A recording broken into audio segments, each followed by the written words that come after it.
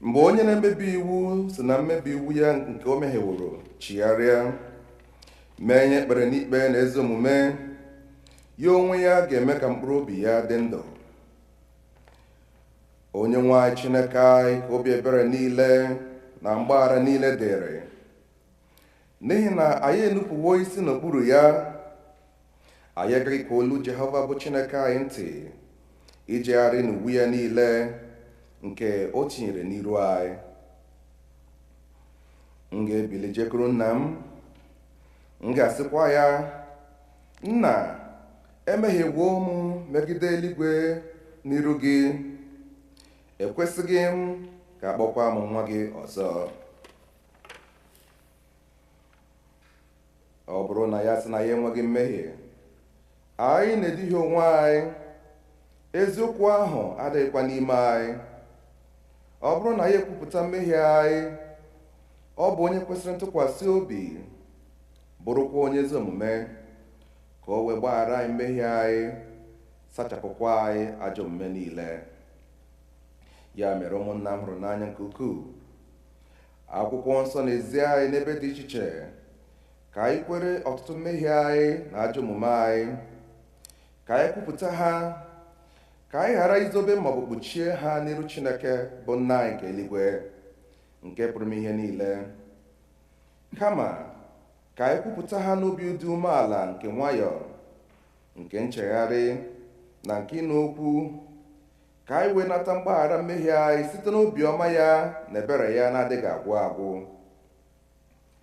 Ọ bụ eze na o kwesịrị ka anyị na-ekwere mmehie anyị n'iru Chineke n'obi dị umeala mgbe niile, ma o kwesịrị ka anyị na-emekarị otu ahụ mgbe anyị nọkọrọ zukọkwa n'otu, ka anyị kelee ya ekele n'ihi oke ihe ọma niile nke anyị natara n'aka ya, ka anyị gosi otuto nke kwesịrị ya n'ezie n'iru ọra mmadụ, ka anyị nụrụ okwu ya nke kacha dị nsọ, ka anyị rịọ ihe niile nke kwesịrị anyị na-akpa anyị, ma na anụ arụ ma na mkpụrụ obi nke anyị. Ọ bụ n'ihi nke a ka m na-ekpere unu, na-arịọ unu ka unu nọ n'ebe a, ka unu soro m n'obi ọcha na olu dị umeala wee jee n'ocheeze nke amara nke eluigwe. Biko ka anyị gbuo n'ikpere n'ala, kwupụtara Chineke mmehie anyị. Mmadụ niile, Nna anyị nke pụrụ ime ihe niile, onye kasị ebere, anyị ejehiewo afụkwara ụzọ gị dịka atụrụ furu efu. Anyị zụtara izuzu n'ọchịchọ nke obi anyị, anyị emebighị okwu gị nsọ, anyị arapụ ihe kwesịrị ka anyị mee, anyị emewokwa ihe kwesịrị ka anyị mee, eziga dị n'ime anyị. Ma gị Onye-nwe-anyị, mere anyị ebere, anyị dị ọjọọ nke n'ime ebere.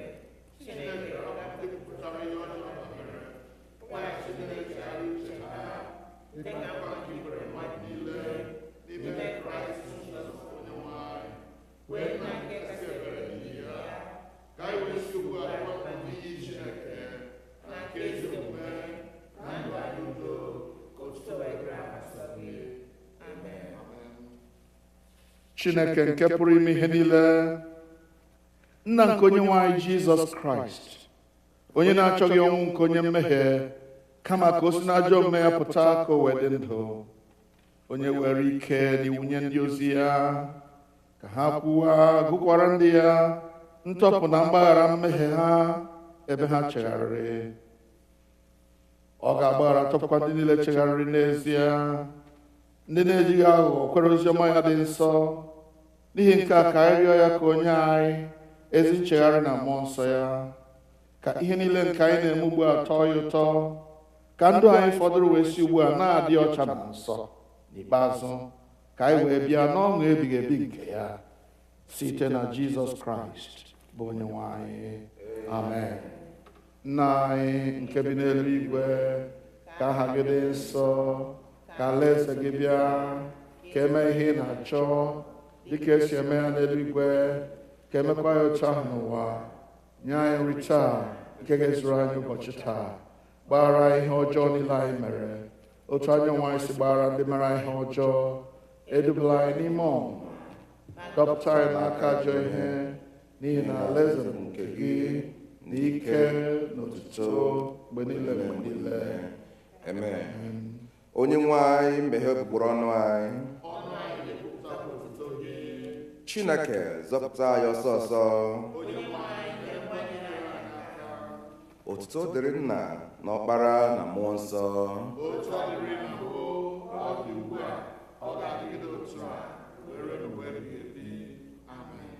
Tobenụ Onye-nwe anyị. Abụ ọma nke dịrị ụbọchị taa, abụ ọma 80, Psalm number 80, anyị ga-ekwe ya ekwe.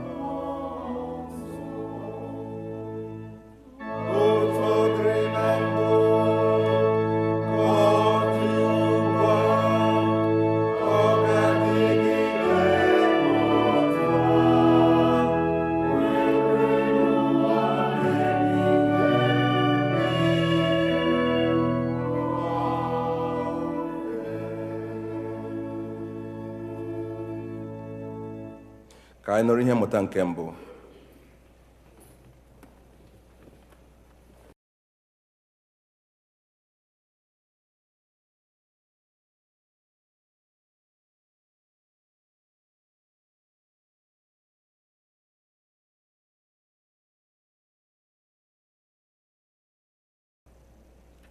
Isaiah chapter 64, beginning to read from verse 1 to 9. Ọ ga-adị nnọọ mma ma a sị na ị ga-adọwa eluigwe rịdata, ma a sị na ugwu niile ga-esi n'iru gị ruda dịka mmiri, dịka mgbe ọkụ na-agba ụmụ osisi, dịka mgbe ọkụ na-eme ka mmiri gbọọ, ime ka ndị na-emegide gị mara aha gị, ka mba dị iche iche wee si n'iru gị maa jijiji. Mgbe ị mere ihe dị egwu nke anya na-eleghị anya ha, ị rịdatara ugwu niile siri n'iru gị ruda dịka mmiri. Ọbụna site na mgbe ebighị ebi gara aga mmadụ anụghị, ha anụtaghịkwa na ntị, anya ahụghịkwa otu Chineke. Ma ewezụga naanị gị, nke na-alụrụ onye na-echere ya ọrụ, izutewo onye na-ewere obi ụtọ alụ ezi omume, bụ ndị na-echeta gị n'ụzọ gị niile. Lee, gị onwe gị were iwe, anyị wee mehie, n'ime gị ka anyị nụworo mgbe ebighị ebi. A ga-azọpụtakwa anyị. Anyị wee dịka onye rụrụ arụ, anyị niile na ndị dịka uwe emerụrụ emerụ. Otu a ka ezi omume niile anyị dị. Anyị wee kpọnwụọ dịka akwụkwọ osisi, anyị niile ajọ omume anyị na-efepụkwa anyị dịka ifufe. Ọ dịghịkwa onye na-akpọ oku aha gị, nke na-akpọkọta onwe ha ijide gị. N'ihi na izonarịwo anyị iru gị, iwe mee ka anyị gbazie dịka n'aka ajọ omume niile nke anyị. Ma ugbu a, Chineke Jehova, nna anyị ka ị bụ, Onye-nwe anyị bụ ụrụ, gị onwe gị bụ onye na-akpọ anyị. Ọlụ aka gị ka anyị niile bụ. Jehova, ewela iwe nke ukwuu, echetakwala ajọ omume ruo mgbe ebighị ebi. Lee, biko, legide anya ndị gị ka anyị niile bụ. Nke a bụ okwu Onye-nwe anyị.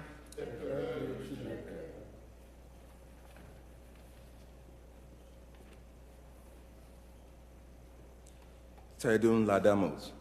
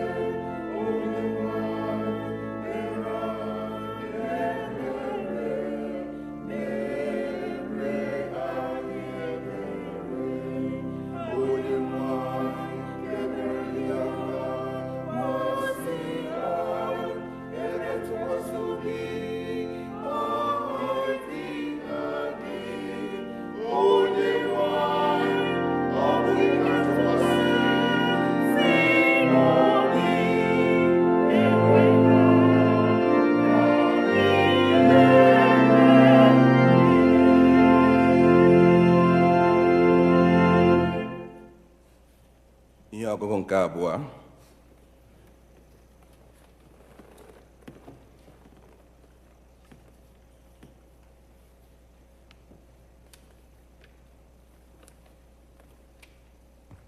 Our second lesson is taken from Paul's first letter to the Corinthians, chapter 1, beginning at verse 3.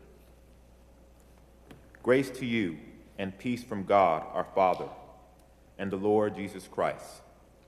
I give thanks to my God always for you because of the grace of God that has been given you in Jesus Christ.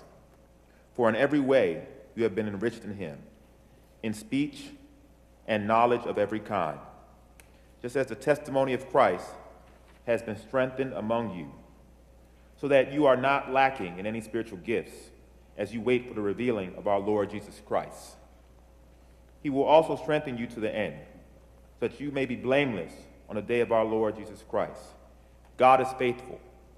By him you were called into the fellowship of his Son, Jesus Christ our Lord. The word of the Lord. Thanks be to God.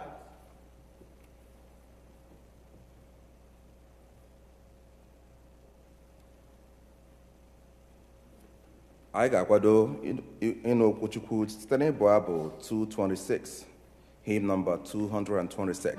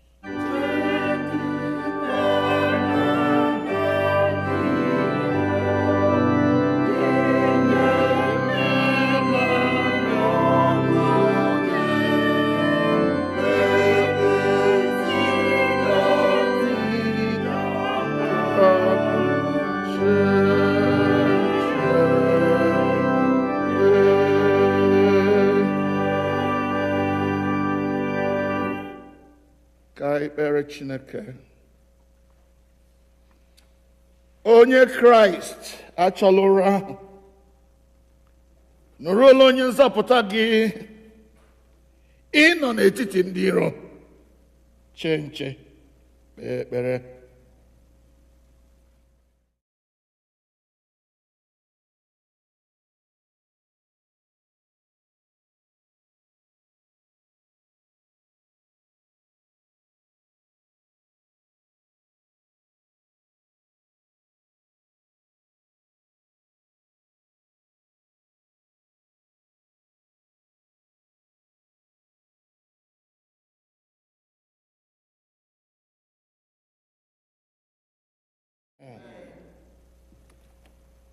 Keleenụ Jehova n'ihi na ọ dị mma. ndị nọ n'ụlọ soro na anyị keleenụ Jehova n'ihi na ọ dị mma.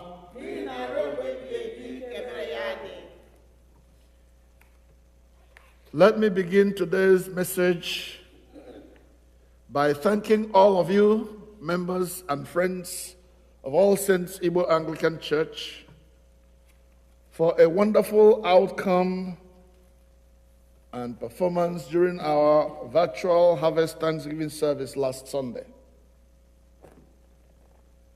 Many of our members and friends joined in the service. Many of you, many of all of us gave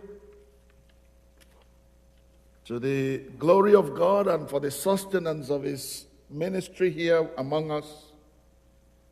We gave bountifully, we gave cheerfully. Therefore today, according to the word of God, I declare to you, you shall reap bountifully in the name of Jesus. Amen. Because you gave bountifully, you gave cheerfully.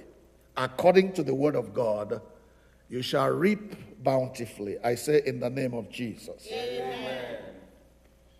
For those who were not able to join us last Sunday, our Thanksgiving is ongoing. So if you have not made your own contributions to the progress of the ministry that we operate in this place, you still have the opportunity to do your part. N'ihi na onye ọbụla nwere obe nta ọ ga-eme gịnị? Ọ ga-eburu Jesus.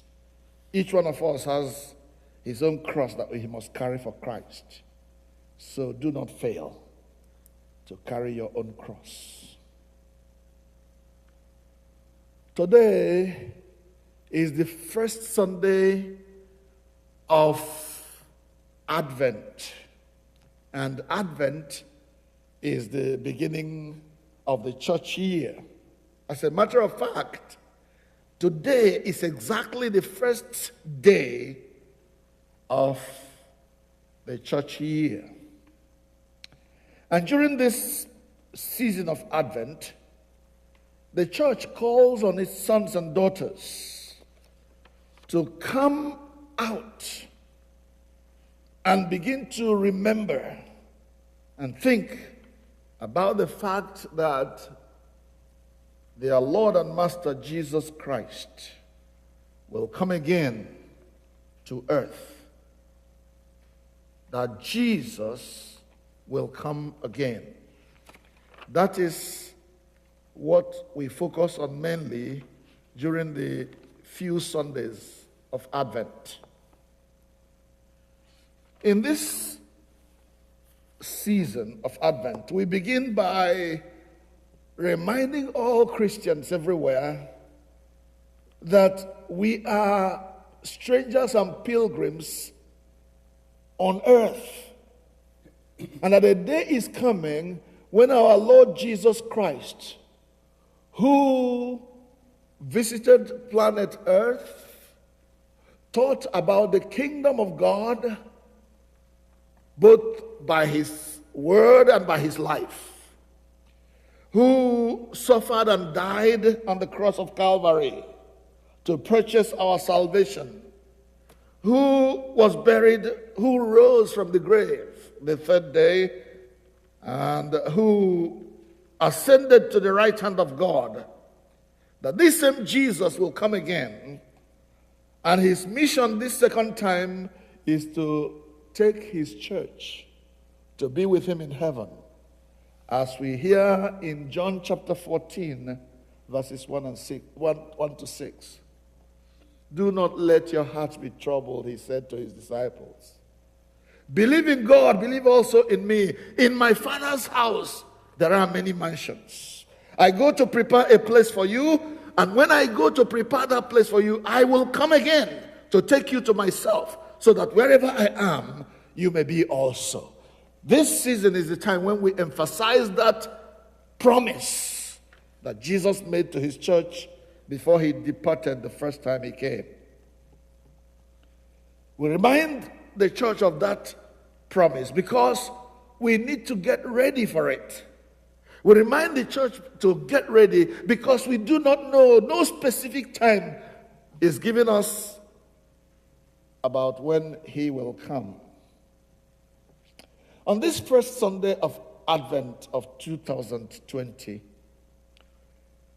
the reading calls us to have a spirit of discernment, a discerning spirit by which you know when the season or what the season is, by which we know how to determine the approach of the time of his coming. This is very important. If you look in our second reading today, Paul talks of the many gifts that God has given us by his grace so that the church can remain strong to the very end. Now, one of those gifts that God gives to his church to make us able to survive on earth, because we are on the earth, but we are not of the world. We are in the world, but we are not of the world. In order for us to survive, to navigate the terrains of the world in which we are, we need to have a discerning spirit, the spirit of discernment. So if you wanted a topic for today's sermon, it is discerning the time of the coming of Christ. Discerning the time of the coming of Christ.